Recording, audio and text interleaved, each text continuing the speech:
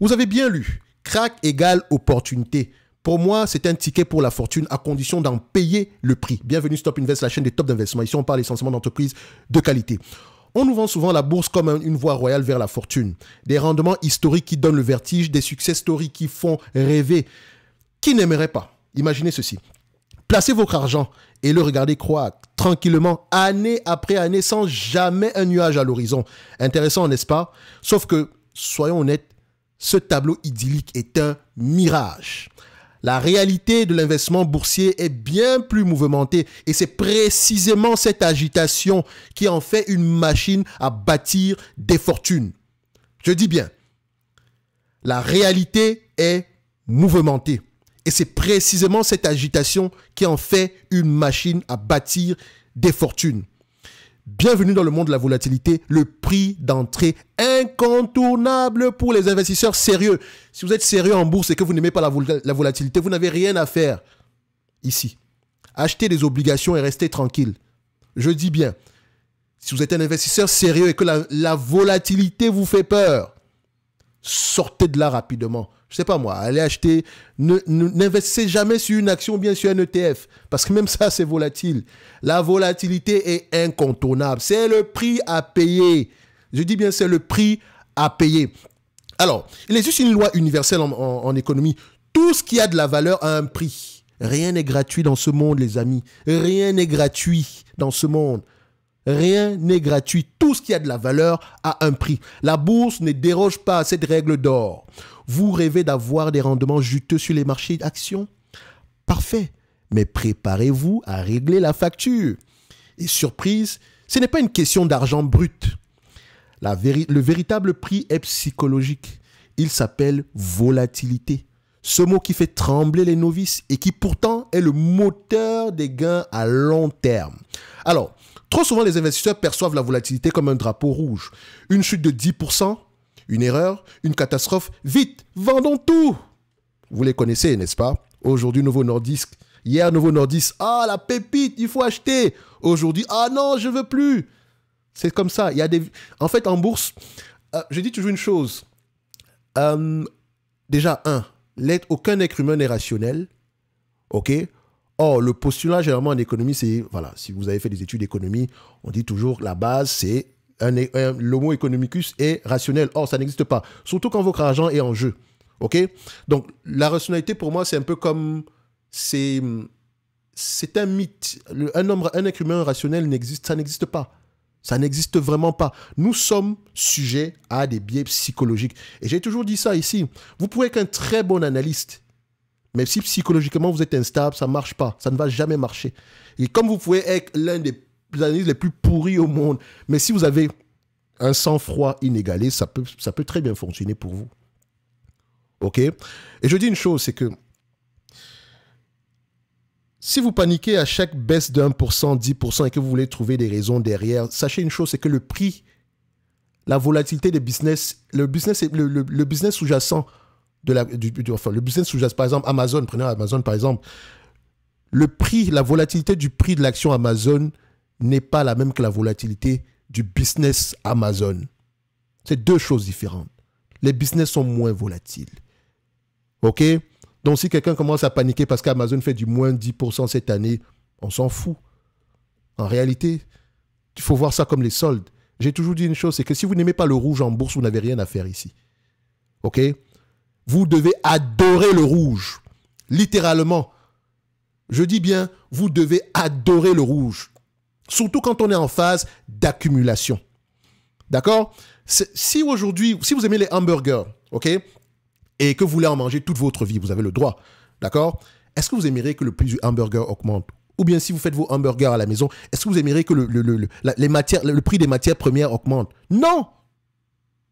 Pourquoi ça devrait être différent en bourse? Pourquoi? Les gens paniquent. Vous avez le prix... l'élément le plus important, c'est d'acheter la qualité à bon prix et de patienter. Acheter la qualité à bon prix et s'asseoir sur ses mains. Point barre. Il n'y a pas de secret, les amis. Ce que je dis ici, c'est juste une répétition. Ceux qui sont abonnés à cette chaîne, vous savez depuis longtemps ce que moi je pense des cracks boursiers. Ce n'est pas la première fois. À chaque soubresaut, on a tendance à voir que ça rapporte beaucoup. Les vendeurs de peur sur Internet, ça rapporte. D'accord? C'est la même chose quand on vous vend un service. Oh, si vous n'investissez pas, l'inflation va bouffer vos épargnes, etc. La peur, ça fait vendre. La peur fait vendre. Psychologiquement, ça fait vendre. Quand on vous dit moins 50%, ça finit la semaine prochaine, vous êtes pressé à aller acheter. J'ai fait l'analogie la dernière fois entre le Black Friday et la bourse. C'est la même chose. Pourquoi vous pensez que ça va être différent? C'est la même chose. Matin, midi et soir, c'est la même chose. C'était vrai hier, c'est vrai aujourd'hui et ça sera encore vrai demain comme dans 100 ans. Ok? Une chute de 10% ne devrait pas être une catastrophe. Ça ne devrait pas vous pousser à vendre. Le prix de l'action ne veut strictement rien dire. Si ce dernier est décorrélé du business. Parce qu'on n'achète pas des actions, ce n'est pas un bout de papier, on achète une entreprise. Je suis propriétaire des entreprises que j'ai en portefeuille. Je dis bien propriétaire, même si c'est une seule action. Ok? J'ai le droit d'assister à l'Assemblée générale, je suis propriétaire. Donc dites-vous aujourd'hui, quand vous avez une action en portefeuille, je suis propriétaire d'Amazon, je suis propriétaire d'Alphabet, je suis propriétaire de Meta, je suis propriétaire de United Rental, je suis propriétaire de JP Morgan. Ok? Je suis propriétaire de Berkshire Hathaway. Cette notion de propriété-là, vous êtes propriétaire. Ce n'est pas très différent. Si vous êtes des entrepreneurs, ce n'est pas très différent du business que vous gérez au day-to-day. C'est la même chose, sauf que ici, c'est comme si vous étiez juste un superviseur. Vous regardez, est-ce que ça s'est bien passé, etc. Donc la volatilité du prix, tant que le business model, le business sous-jacent a du sens, pourquoi je devrais m'inquiéter? Au contraire, je ramasse. S'il pleut aujourd'hui s'il pleut des pépites d'or, vous n'allez pas sortir avec une tasse pour ramasser. Mais non, le gros fût. Je dis bien même la benne littéralement, je vais la sortir. Le rouge, on adore ça. Je dis on adore ça. Vous pouvez le voir, ceux qui sont dans le top premium. Qu'est-ce que je vous dis toujours? Quand c'est rouge, rouge égale opportunité. Rouge égale opportunité. Mais on n'achète pas bêtement. Il faut toujours regarder l'actif sous-jacent. Quel est le narratif maintenant? Est-ce qu'il a du sens ou pas? On achète en connaissance de cause. Ce n'est pas parce que ça baisse qu'on achète. On achète, bien sûr, après avoir fait ces exercices. Les exercices sont simples. Ça prend du temps, certes, mais c'est ô combien réjouissant. Surtout quand la thèse d'investissement ici, quand le marché vous donne raison à long terme. Parce qu'à court terme, une action ne peut ne rien faire du tout. Hein. Elle dit bien rien du tout. C'est le long terme qui compte. Le long terme, ce n'est pas 5 ans. C'est plus que 5 ans. Donc, je continue ici. Alors, une chute de 10%, une erreur, une catastrophe, vite, vendons tout. Cette réaction instinctive est une méprise. La volatilité n'est pas une amende qu'on vous colle pour avoir mal joué. C'est plutôt comme les frais d'entrée à un spectacle. Vous payez pour avoir le droit d'assister au show. Dans le cas des marchés, ce show, c'est la création de richesses sur des décennies. Paniquer face à une baisse, c'est comme quitter un concert parce que la première note vous a surpris. Vous ratez le meilleur. Prenons un exemple concret. Vous allez au restaurant, l'addition arrive 50 €. Vous ne vous sentez pas puni. Vous avez juste payé pour un bon moment. La volatilité, c'est pareil. Un coût à accepter pour récolter les fruits d'une croissance future. L'avoir autrement, c'est se condamner à rater le train de la fortune. Donc, regardez l'histoire des marchés par exemple.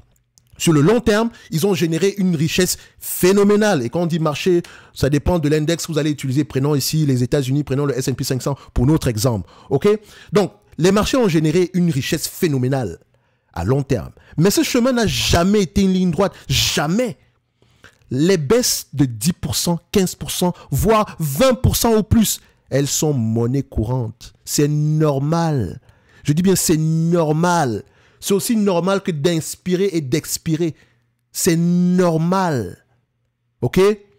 Donc, sur des décennies, ces turbulences ne sont pas des accidents. Elles sont le carburant des rendements élevés, justement. C'est ce qu'on adore. Donc, sans risque, pas de récompense. Si les marchés étaient stables et prévisibles à court terme, ils offriraient des gains anémiques comme un livret d'épargne. Ceux qui sont... Bon, ceux qui sont en France, par exemple, vous avez votre livret A. c'est pas très volatile. C'est normal que les gains soient aussi minimes. OK?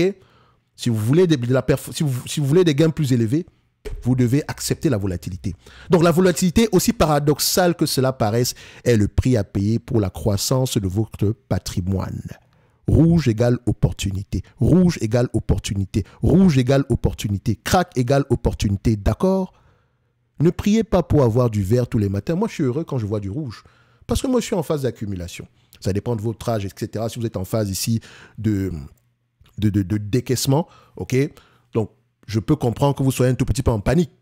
Mais on va s'entendre que tout dépend de l'actif sous-jacent que vous avez. Parce qu'il y a des actifs, quand ça baisse, moi, je suis content. J'ai envie d'acheter du Microsoft depuis le mois de janvier.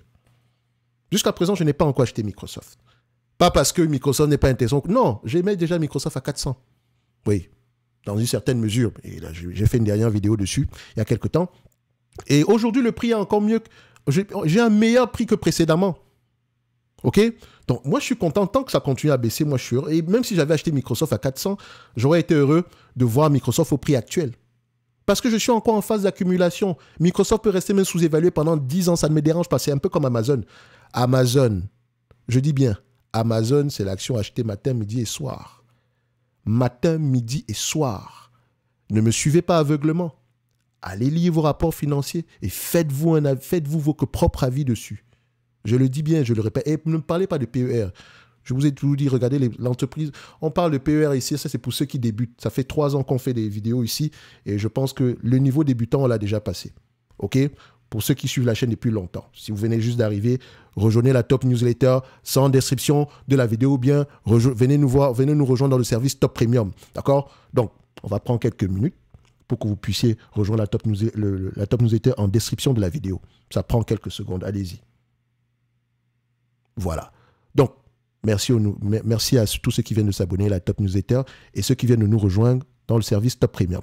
Donc, on peut continuer ici. On adore la volatilité. La volatilité, aussi paradoxale que cela paraisse, est le prix à payer pour la croissance de votre patrimoine. Et je vais vous montrer un exemple simple.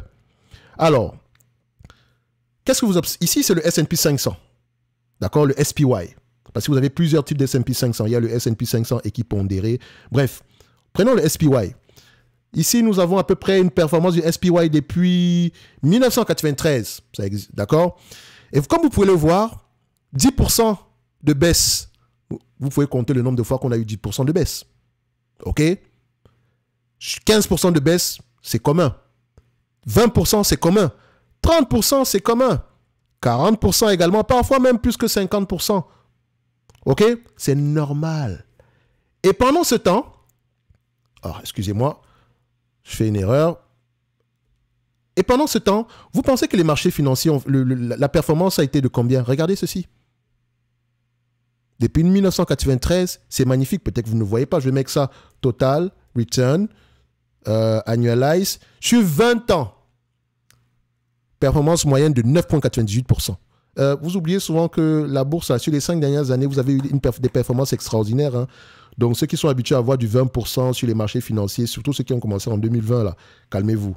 10%, c'est déjà le summum. Et c'est même parfait, c'est extraordinaire. Ceux qui sortent des crypto-monnaies pour arriver en bourse, s'il vous plaît, ici, à 10%, sortez le champagne. D'accord? À 10%, sortez le champagne. Donc, ici, comme vous pouvez le voir, sur les 15 dernières années, performance globale de 13%. 10 dernières années, 12%. 5 dernières années, 15%. 3 dernières années, nous avons à peu près 10% en moyenne. C'est magnifique. C'est magnifique. D'accord? Donc, et pendant cette période, il y a eu des moins 10% plusieurs fois.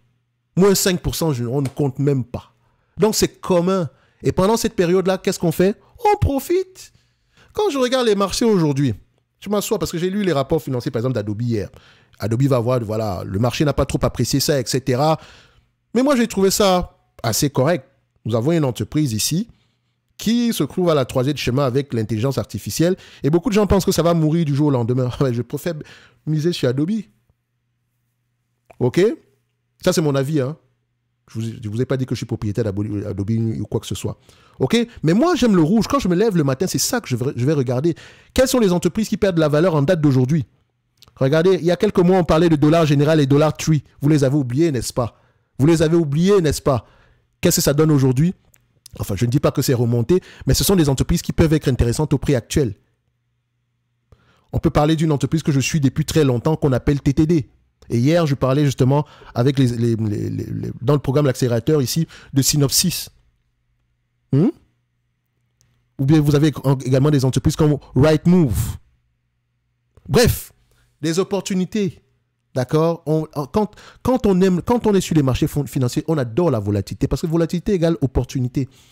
Je vous renvoie au chapitre, c'est le chapitre 8 de l'investisseur intelligent. Monsieur le marché. Quand vous êtes en panique, relisez-le matin, midi et soir. Pas si vous pouvez même le lire tous les jours. Je pense que vous aurez une perspective différente des marchés financiers. D'accord? De la volatilité. Donc, les variations journalières ne vont pas vous intéresser. D'accord? Moi, parfois, même quand je me lève, je me dis, oh, le marché a fait moins 3%. OK. Je ne me rends même pas souvent compte. OK? Déjà, ceux qui ont encore l'application de leur broker sur le téléphone, supprimez-moi tout ça. Ça ne sert à rien de regarder la variation du prix de vos actions tous les jours. Vous pouvez le faire chaque 3 jours. Ou bien quand vous rentrez à la maison. Ça ne sert à rien parce que ça va vous pousser à prendre des mauvaises décisions. Moi, je ne l'ai pas sur mon téléphone. Je ne sais pas combien je perds en date d'aujourd'hui. OK? Et ça, franchement, je m'en fous. Ce qui m'intéresse, c'est mon prochain achat. Comment est-ce que je vais renforcer les entreprises qui sont toujours sous-évaluées dans mon portefeuille? OK? Bref, terminons. Parce que si je continue, je vais beaucoup parler. Enfin, j'ai déjà assez parlé comme ça. Donc, alors, on va se dire ceci. Pour un investisseur, la vraie récompense, c'est la volatilité. D'accord? C'est la volatilité. Ce n'est pas une punition. Donc, il faut se dire une chose, c'est que je sais que ce n'est pas facile d'aborder la volatilité comme une opportunité au début. Mais laissez-moi vous dire que ça fonctionne. Ça fait plus de 10 ans que je fais ça. Je dis bien, ça fait plus de 10 ans. Ça ne ment pas. Ça fait plus de 10 ans que je fais ça. Aussi jeune que enfin, à mon jeune âge, une trentaine d'années ici aujourd'hui, ça fait 10 ans que je le fais. Et à chaque fois que j'ai acheté une entreprise que les autres avaient tendance à négliger, ça s'est très bien passé pour moi. Oui, j'ai un tout petit peu souffert sur certaines périodes, mais très souvent, j'ai ramassé pendant que les autres paniquaient. De telle sorte que moi, j'ai développé je suis très contrariant de nature. J'aime aller où... En fait, je préfère aller regarder ce que les autres négligent. Vous voyez, aujourd'hui, quand on vous dit, par exemple, que ce n'est pas le moment d'investir dans le solaire, mais moi, c'est ça qui m'intéresse en date. Enfin, je ne dis pas que c'est le cas, je prends un exemple simple. Donc, ce que vous négligez, c'est ce qui m'intéresse. Ce qu'il y a de la hype en date d'aujourd'hui, la Nvidia, etc., ça ne m'intéresse pas. OK? J'observe de loin ces belles entreprises, etc., mais ça ne m'intéresse pas. Moi, j'essaye de spotter les entreprises qu'on néglige en date d'aujourd'hui parce que tôt ou tard, le marché finira par se réveiller. L'essentiel, c'est d'acheter une entreprise qualitative à bon prix. Et la qualité, ici, c'est aussi la qualité au niveau des chiffres et également au niveau du business model. De toute façon, on en parlera tantôt. OK? Pour ceux qui sont dans la newsletter, la top newsletter, je vous ai déjà envoyé un document pareil il y a quelques temps. Je sais parfois que vous ne lisez pas toutes les newsletters, mais vous ferez mieux de le faire. C'est important. OK? Parce que ce sont des choses que vous allez rencontrer lors de votre parcours d'investisseur. Et comme je vous l'ai toujours dit, sur cette chaîne, c'est une chaîne d'optimistes. Ici, nous ne sommes pas des pessimistes de manière générale. L'optimisme prime sur cette chaîne. Donc, on ne va pas faire des titres qui vont vous pousser à prendre des décisions à la hâte. Oh, c'est le crack, etc. Je peux faire 10 vidéos négatives ici. Mais en réalité, est-ce que ça vous aide? Non. Il faut être positif. Et sur les marchés, gardez la positive attitude. On va le dire comme ça. Donc, alors, comme on s'est dit tantôt, les chiffres ne mentent pas. À long terme, avec toute cette volatilité-là, le marché a toujours à récompenser les plus patients. OK? Donc, alors, qu'est-ce qui distingue un investisseur qui réussit ou bien un investisseur à succès? C'est simple. Ce n'est pas une formule magique pour timer le marché. L'investisseur à succès n'a pas de formule magique. D'accord? Ça n'existe pas. Ça n'existe pas. D'accord? Ce n'est pas non plus une armure contre les baisses. C'est inévitable. Ceux qui veulent éviter à tout prix une récession, ne vous inquiétez pas les amis, ça va vous trouver sur place. Moi, je suis 100% investi matin, midi et soir. Le prochain moins 50% va me trouver 100% investi. Oui. Ah oui. Ça, c'est une certitude. Ça, je ne m'inquiète pas du tout. La seule raison pour laquelle je vais vendre une action, et j'ai déjà fait une vidéo ici sur quand vendre une action, les seules raisons pour lesquelles, ça sera peut-être si j'ai une meilleure idée d'investissement, si je me suis trompé par rapport à ma thèse d'investissement, ok, ou bien si j'ai besoin d'un capital rapidement ici, ok. Après, ça se dispute bien si l'entreprise a atteint son price target. Mais je ne vends pas parce que l'entreprise a fait moins de 10%. Tant que, pour moi, il y a encore de la performance derrière, il y a encore un potentiel de croissance, je reste. C'est mon choix. C'est pour ça qu'il faut penser par vous-même. Ne soyez pas des moutons. Vous vous rappelez la vidéo en question? Pensez par vous-même. On ne délègue pas la réflexion, les amis. Si vous voulez déléguer la réflexion, vous allez droit au mur. Ça ne marche pas. Ça ne marchera jamais. D'accord? Investissez avec conviction. Vous pensez que je le dis pourquoi? Parce que ce genre de variation, ça va arriver. Et ceux qui font du DCA sur action, arrêtez-moi ça rapidement. Ok? On achète une action parce qu'elle est toujours sous-évaluée. Pas le contraire. On n'achète pas parce qu'il faut continuer à acheter tous les mois. Si l'action est sous-évaluée, vous pouvez continuer à racheter tous les mois. Il n'y a pas de souci par rapport à ça. Mais vous faites d'abord un travail d'évaluation derrière. Après, vous faites ce que vous voulez. Ok? Ne vous trompez pas sur le temps que j'emploie ici. Je parle beaucoup avec passion. Okay? Je ne vous donne pas d'ordre ou quoi que ce soit. Comme si je parlais avec un ami. C'est comme ça que comme ça que moi je vois les choses. Ok? Donc, le secret, c'est d'accepter la volatilité comme une règle du jeu. Les meilleurs ne sont pas ceux qui l'évitent, mais ceux qui l'apprivoisent. Ils savent que ces soubresauts ne sont pas des menaces, mais des étapes normales, voire des opportunités sur la route d'un patrimoine solide. Donc, la prochaine fois que les cours s'effondreront, ne cédez pas à la panique. Voyez ça comme le moment où vous réglez vos frais d'admission pour le prochain cycle de hausse. Donc, prenez une grande inspiration.